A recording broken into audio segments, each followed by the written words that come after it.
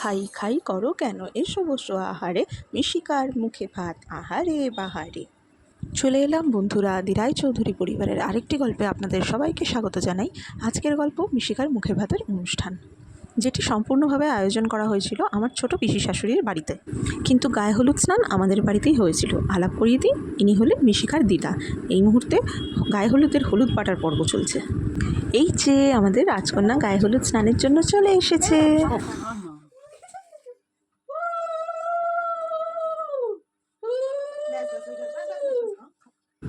এরপরে আমার ছোট্ট পরীকে রেডি করে আমরা পৌঁছে গেলাম পিসির বাড়ি।